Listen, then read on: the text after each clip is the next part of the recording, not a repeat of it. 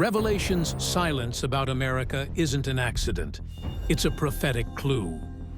What if I told you the most powerful nation in modern history is completely absent from the Bible's final chapter? Not mentioned. How is that possible? How can a book that describes the final world government say nothing about America? There are only three possibilities. Each of these possibilities leads to a very different future, and each one deserves careful examination.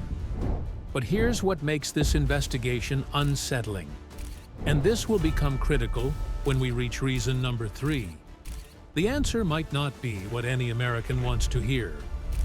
Let's start with the most controversial reason. Discovery 1.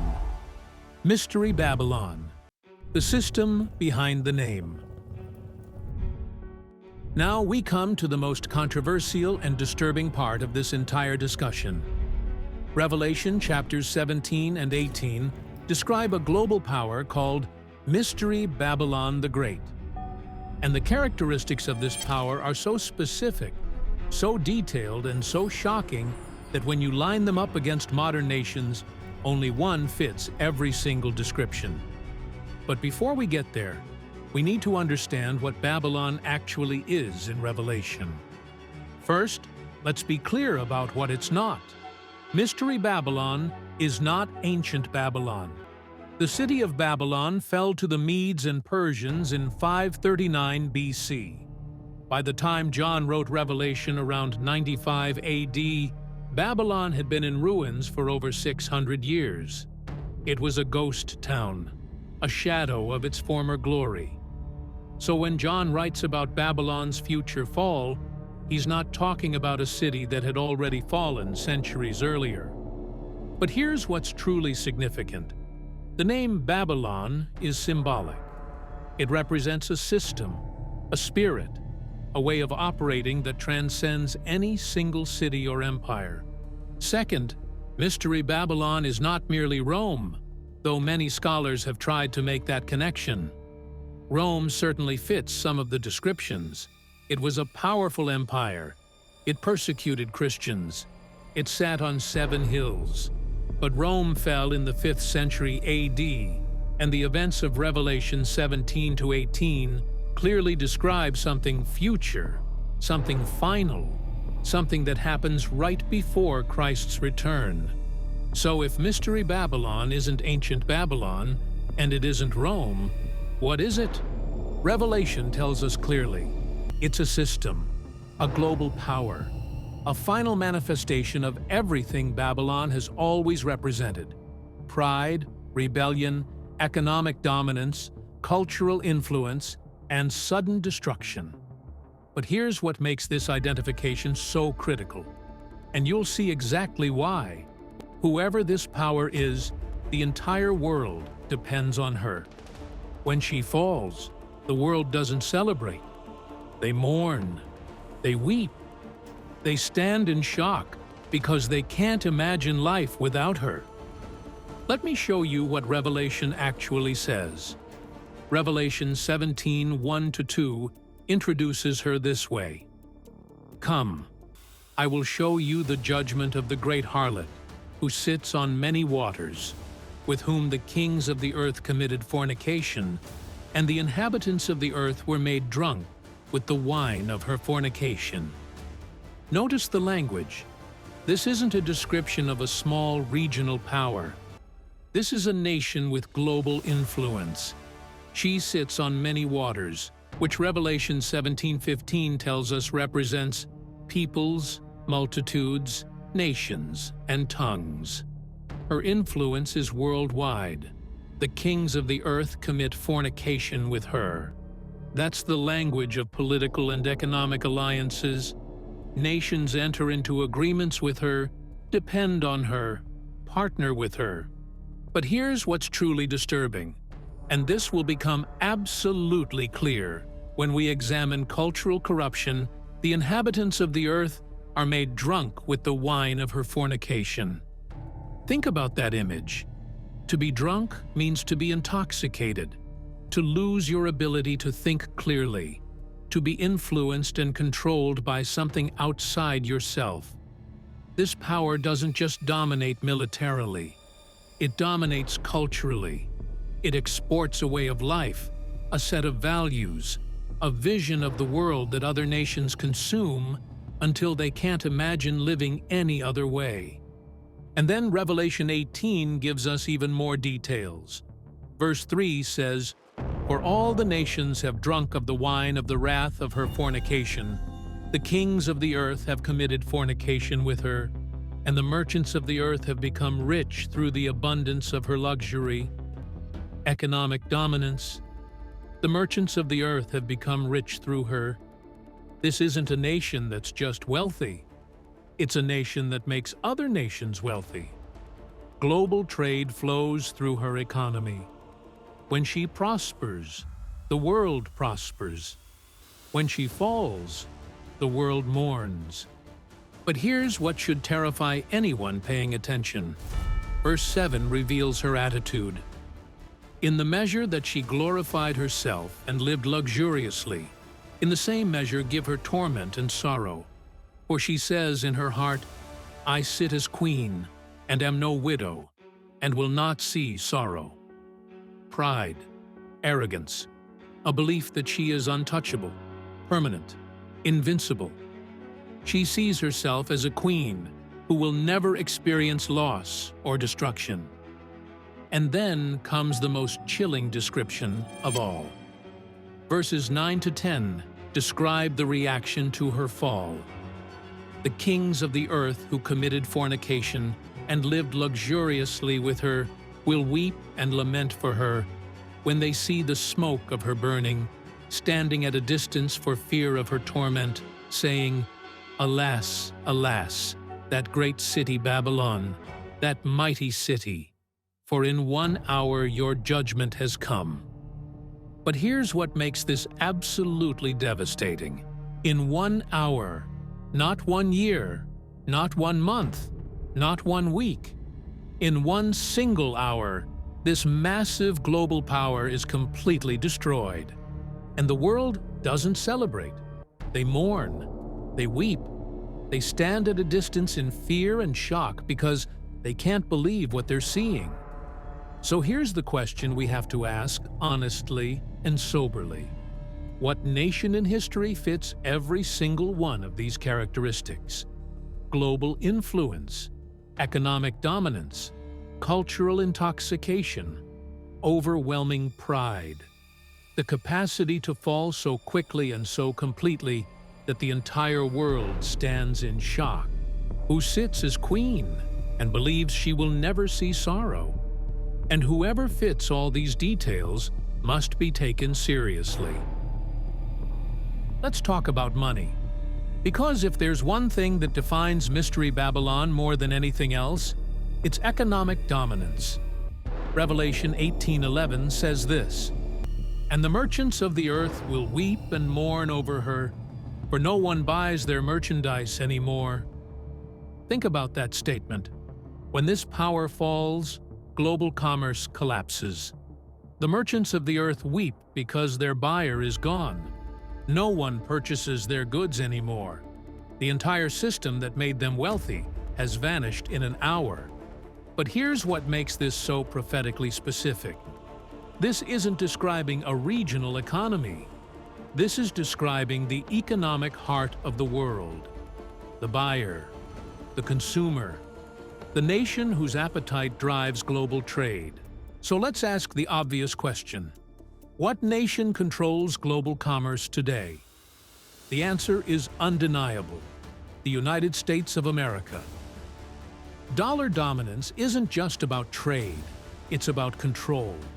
The nation that controls the reserve currency controls the flow of global wealth. And here's why that matters prophetically. Revelation 18:3 says, "The merchants of the earth became rich through Babylon's abundance of luxury." They didn't just trade with her, they became wealthy because of her. Her economic system enriched the nations of the world. That's exactly what the dollar system has done. Countries that adopt free trade policies, open their markets to American goods, and integrate into the dollar-based financial system experience economic growth. American corporations invest in their economies. American consumers buy their products. The flow of dollars creates wealth that wouldn't exist otherwise. But here's where it gets deeply disturbing. Verse 19 says, "They threw dust on their heads and cried out, weeping and wailing and saying, 'Alas, alas, that great city, in which all who had ships on the sea became rich by her wealth. For in 1 hour she is made desolate.'" Ships on the sea, global trade, maritime commerce. This isn't describing an ancient economy based on agriculture and local trade. This is describing a modern economy based on international shipping, imports, exports, and global supply chains. And the merchants became rich by her wealth. Who has that kind of economic influence today? Verse 3 says, "For all nations have drunk of the wine of the wrath of her fornication." That word drunk is critical. To be drunk means to be under the influence of something that changes how you think, how you perceive reality, how you make decisions. It means you've consumed something that's altered your judgment. And Revelation says all nations have drunk this wine. Not some nations, not a few nations, all nations. So the question is, what nation has exported a way of life so pervasive, so intoxicating, that the entire world has consumed it? And here's where it gets even more disturbing. Revelation doesn't just describe economic and cultural influence, it describes moral and spiritual corruption. Verse 23 says, "For your merchants were the great men of the earth, for by your sorcery all the nations were deceived." That word sorcery in Greek is pharmakeia. It's where we get the word pharmacy. It refers to the use of drugs, potions, and substances to manipulate and control people. If Mystery Babylon is America, then the world isn't going to wake up one day and reject American influence. They're going to keep consuming American culture, American values, and American deception right up until the moment God judges her. And when that judgment comes, it won't be gradual. It won't be predictable. It won't give anyone time to prepare. It will happen in 1 hour. 3 times in one chapter, Scripture emphasizes the speed of Babylon's destruction. Why? Because it's so shocking, so unthinkable, so contrary to everything people believed possible, that it has to be repeated to be believed. Think about ancient empires. How long did it take for them to fall? The Assyrian Empire declined over decades. The Babylonian Empire was conquered in a single night by the Medes and Persians, but its influence had been waning for years. The Roman Empire took centuries to collapse completely. Even in modern history, the fall of the Soviet Union was preceded by years of economic decline and political instability. But Revelation describes something different. A global superpower, at the height of her influence, destroyed in 1 hour. So the question is, what could cause that?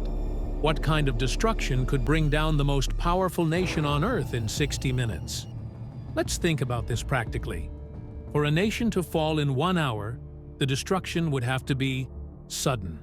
No warning, no time to prepare, no ability to defend or recover. Massive. It would have to strike at the heart of the nation's power all at once. Unprecedented. It would have to be something the world has never seen before. Something that leaves people standing at a distance in fear and shock. The United States is also the most likely target for a first strike attack in any global conflict. If an adversary wanted to neutralize America's ability to respond, they would have to strike fast, strike hard, and strike comprehensively. They couldn't give America time to launch a counterattack. They see the smoke. They're watching from a distance. This isn't a metaphorical fall. This is a visible, physical destruction, that the world witnesses in real time. But here's what makes this even more ominous. Verse 10, standing at a distance for fear of her torment. Discovery 2. The eagle in the wilderness. Now we come to Revelation chapter 12. And this is where things get fascinating, because buried in the middle of this apocalyptic vision is a single verse that might be the only direct reference to America in the entire book.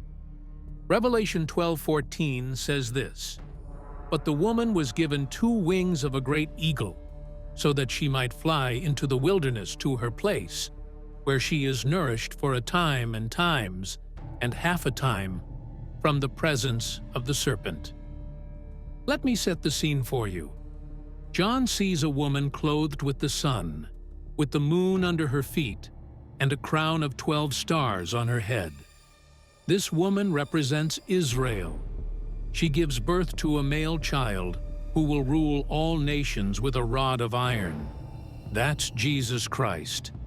And there's a great red dragon, identified explicitly as Satan, waiting to devour the child the moment he's born. But the child is caught up to God and his throne. That's the ascension.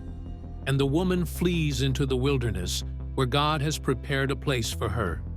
She's protected there for 1,260 days, which is exactly 3.5 years, the same length as the Great Tribulation. Now here's where it gets specific. The woman is given 2 wings of a great eagle to fly into the wilderness. And the question that's haunted scholars for centuries is this: what are those wings?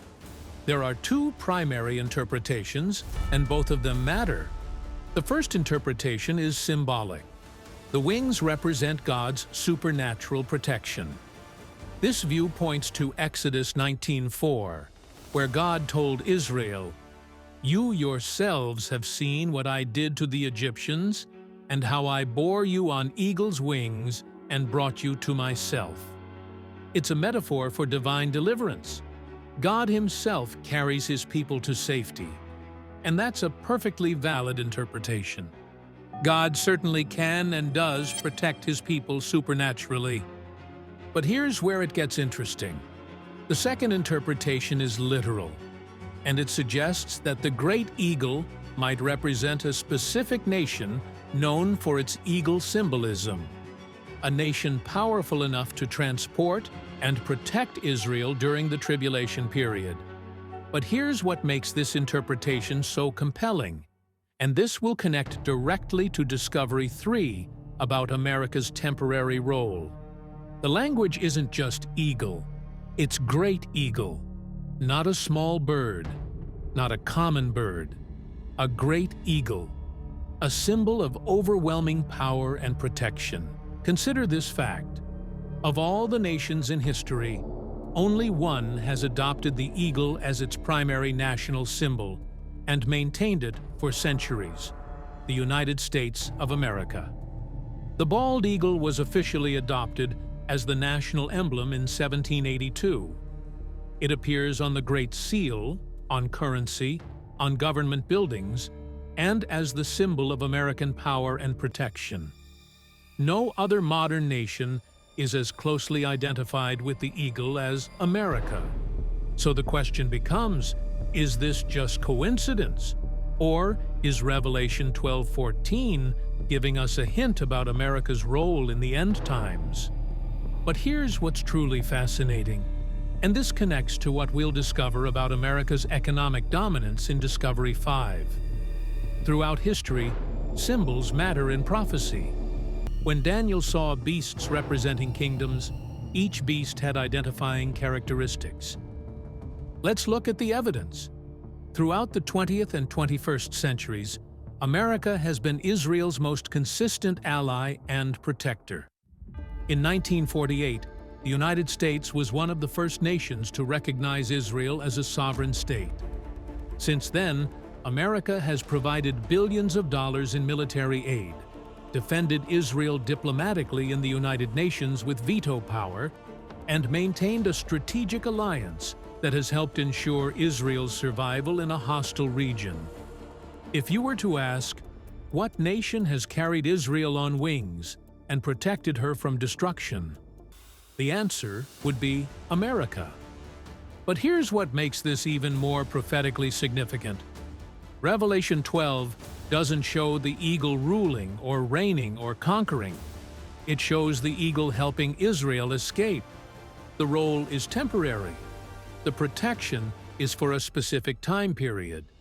And after the woman reaches the wilderness, the eagle disappears from the narrative. But here's what should absolutely terrify you. The eagle appears in verse 14. The woman is protected. And then the eagle is never mentioned again. It's gone, vanished, silent. Think about what that means. If America's role in prophecy is to help Israel escape during the tribulation, then America's purpose ends once that mission is accomplished. The eagle flies the woman to safety, and then the story moves on without it.